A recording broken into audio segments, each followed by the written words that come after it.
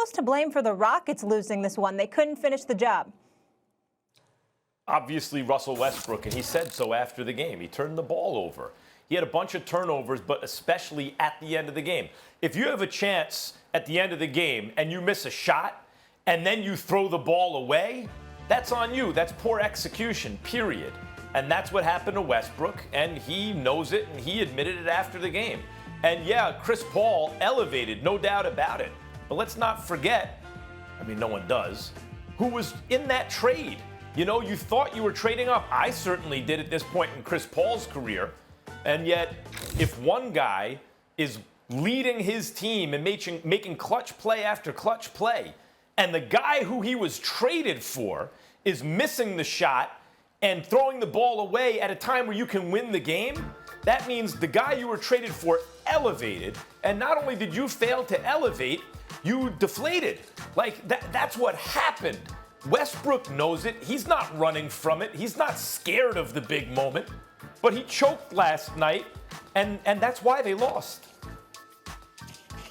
Well, first of all, I'm not going to go as far as to say choking. You're not choking just because you made errors, especially when it's common for you to make errors. If Russell Westbrook never turned the ball over and then all of a sudden that's what he did, Max, then I would be with you. If this were Chris Paul, who was absolutely sensational last night. Lord have mercy. This brother put on a show. Okay, if it were Chris Paul committing 7 turnovers, then you would have a point.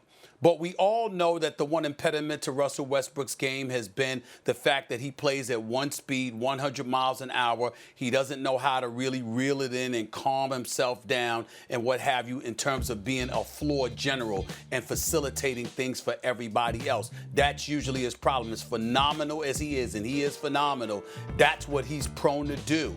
Turn the ball over. The problem that I have, Max, with more than anybody, including Westbrook, is Coach Mike D'Antoni. This loss is on him. Let me get this straight. We have had conversations, and remember this, Max, do you realize this? We have had conversations on this show as to whether or not James Harden is the greatest scorer in the history of basketball. Now, obviously, we said Jordan, and people bring up Wilt Chamberlain, and we get all of that. But that is how lethal and prolific and phenomenal of an offensive magician James Harden is. He is the face of your franchise. He is a 30-plus per game scorer for the last several years.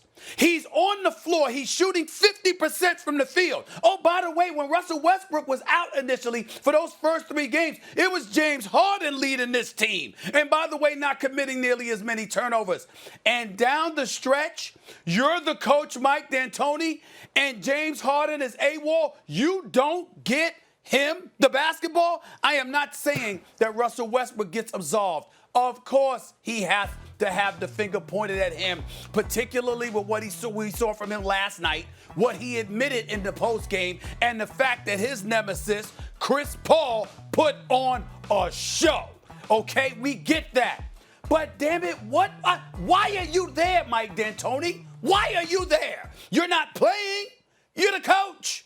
You got this dude right here, James Harden. And you don't see, I'm talking about several key possessions, not 1 or 2, Max. I'm talking about several, like the last 3-4 minutes, the ball was in Russell Westbrook's hands. And you don't make sure that James Harden has the ball? That is inexcusable. And I'm going to say it here on national television. Let me be very, very clear.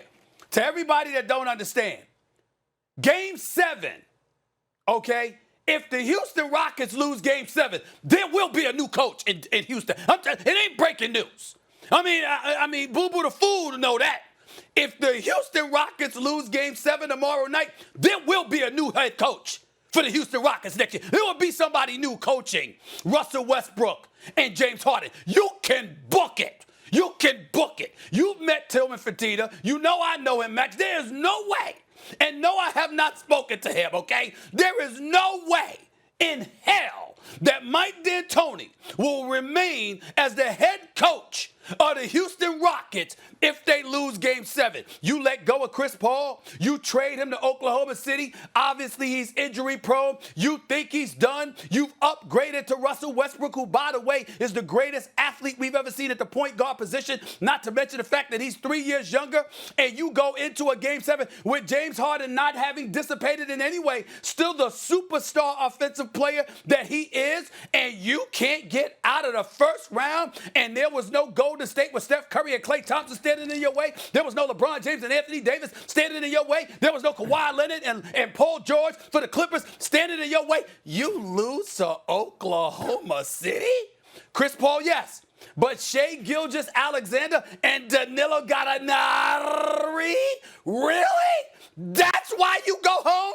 It will be over for Mike D'Antoni as head coach of the Houston Rockets if they lose this game. You can book it. It's automatic.